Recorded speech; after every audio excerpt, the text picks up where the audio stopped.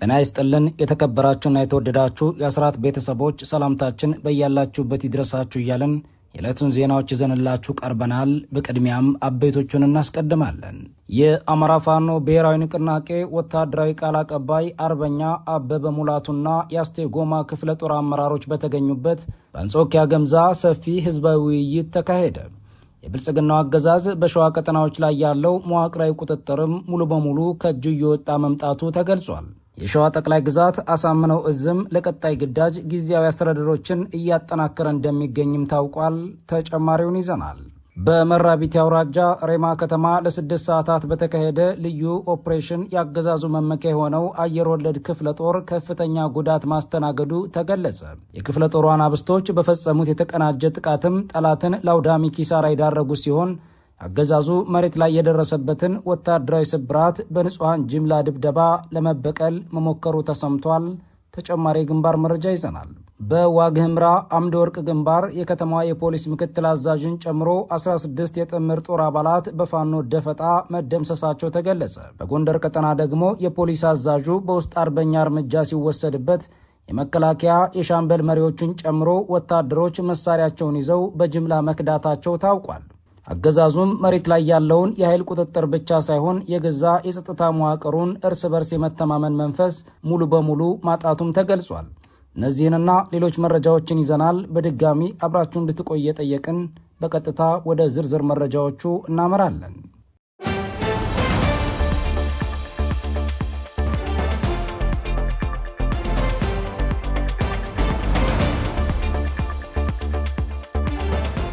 በሸዋ ጠቅላይ ግዛት መራቢት አውራጃ ሬማ ከተማ ያገዛዙ ኤሊት ፎርስ ላይ ከባድ ወታደራዊ ሽንፈት መድረሱ ተገለጸ።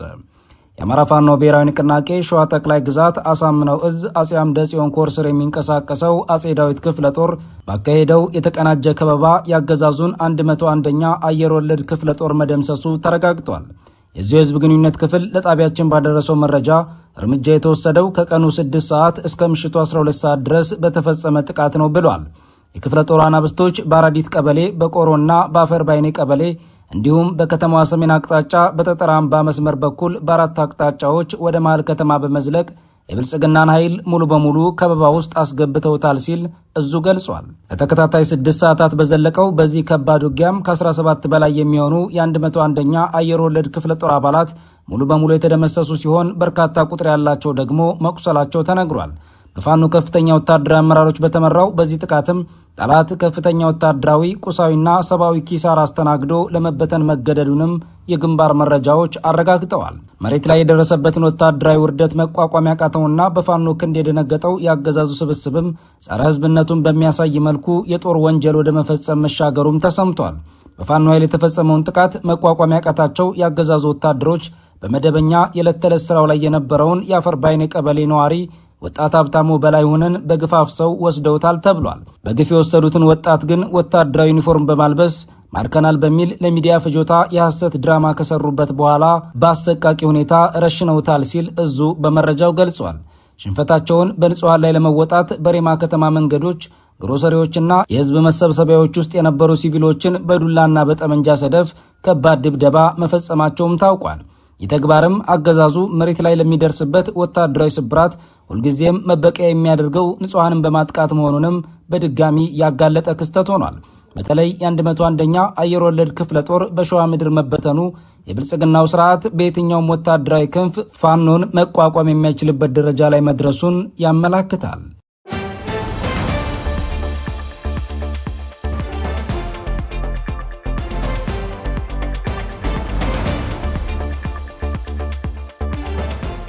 የአማራ ፋኖ በተለያዩ ግንባሮች ወታደራዊ በላይነቱን እያረጋገጠ መምጣቱ ተገለጸ።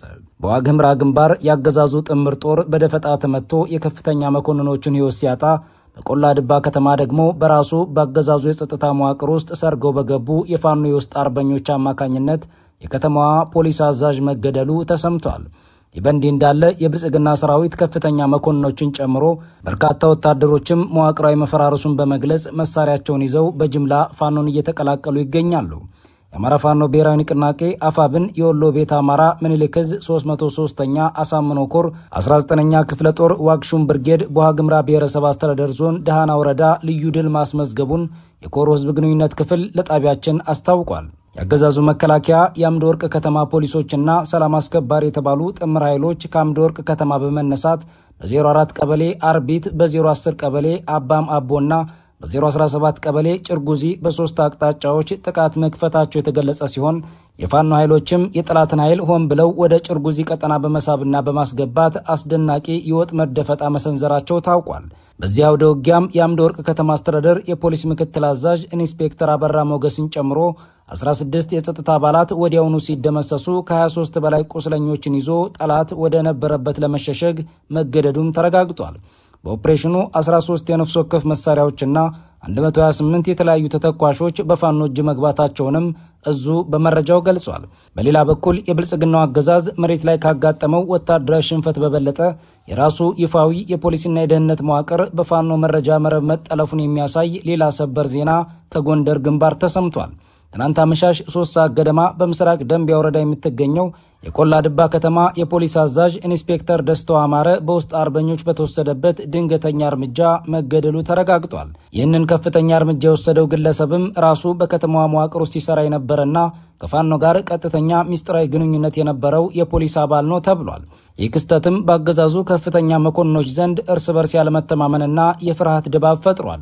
የመከላከያ ተቋሙ የውስጥ መበስበስና ሞራላዊ ውድቀት ማሳያ በሆነው ሌላኛው መረጃችን ደግሞ በአማራ ፋኖ ብሔራዊ ንቅናቄ በላይ ዕዝ ሜጀር ጀነራል ውባንታ ባተኮር ጉና ክፍለ ጦር ስር የሚንቀሳቀሰውን አንድ አቤት ብርጌድን 4 የመከላከያ ሰራዊት አባላት ተቀላቅለዋል። ለፋኖ እጅ የሰጡት ወታደሮችም በምስራቅ ዕዝ 59ኛ ክፍለ ጦር 5ኛ ሬጅመንት ስር የነበሩ መሆናቸውም ተረጋግጧል። ወታደሮቹ በፋኖ በኩል ለተደረገላቸው ወንድማዊ አቀባበልና እንክብካቤ ደስታቸውን የገለጹ ሲሆን ለቀሪው የመከላከያ ሰራዊት አባላትም ወሳኝ መልእክት አስተላልፈዋል። ይፋዊ ጥሪ ያደረጉት የአገዛዙ ወታደሮች የመከላከያ ተቋሙ አሁን ላይ ፍጹም ወደ መፈራረስ ደረጃ ላይ ደርሷል፣ የብልጽግናን ዕድሜ ለማራዘም ህዝብን መውጋት ትርጉም የሌለው በመሆኑ ቀሪው ወታደር በሙሉ የንጹሐንን ደም ማፍሰሱን አቁሞ በአስቸኳይ ወደ ወገን ኃይል ፋኖን እንዲቀላቀል ጥሪ እናቀርባለን ማለታቸው ተሰምቷል።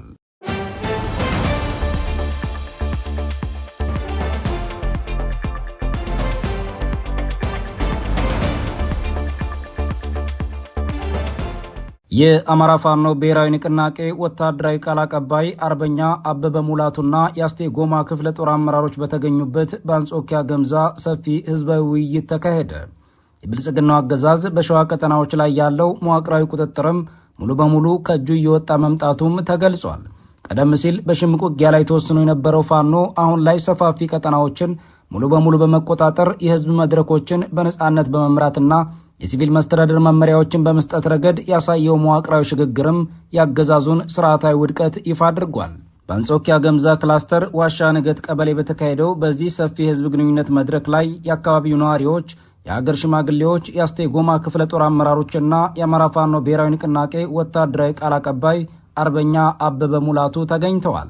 ይህ መድረክም ፋኖ በአካባቢው ላይ ያለውን ፍጹም ወታደራዊ በላይነትና የህዝብ ተቀባይነት ያረጋገጠ ክስተት ሆኖ ተመዝግቧል። ህዝቡ ከፋኖ መዋቅር ጎን በጽናት በመሰለፍ እያጋጠሙ ያሉትን የጸጥታና የደህንነት ፈተናዎች በተደራጀ መንገድ ሊመክት እንደሚገባም የጋራ መግባባት ላይ ተደርሷል።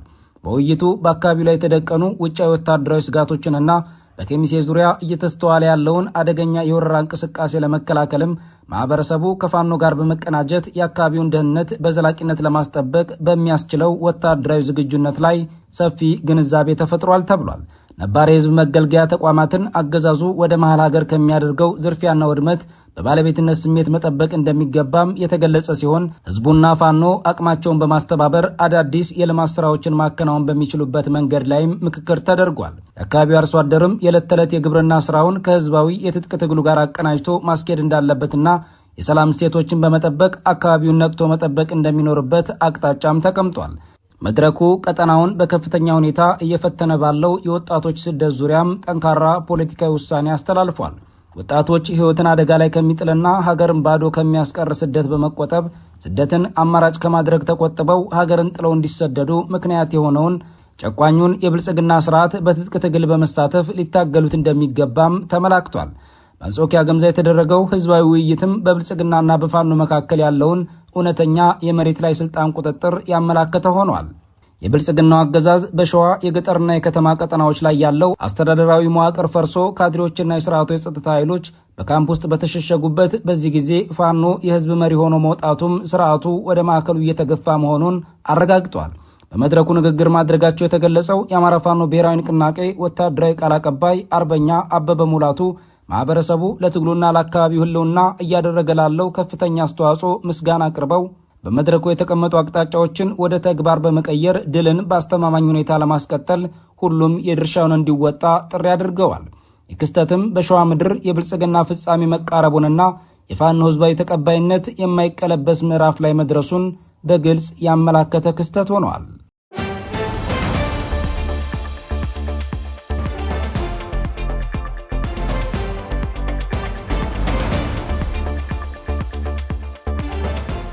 ክቡራትና ክቡራን ቤተሰቦቻችን ለዛሬ ሰኔ 26 ቀን 2018 ዓ.ም የተሰናዱ መረጃዎቻችን የተከታተላችኋቸውን ይመስሉ ነበር። አብራችሁን ስለቆያችሁ ልባዊ ምስጋናችን ይድረሳችሁ እያለን በዚሁ እንሰናበታለን። አስራት ብሮድካስት ሰርቪስ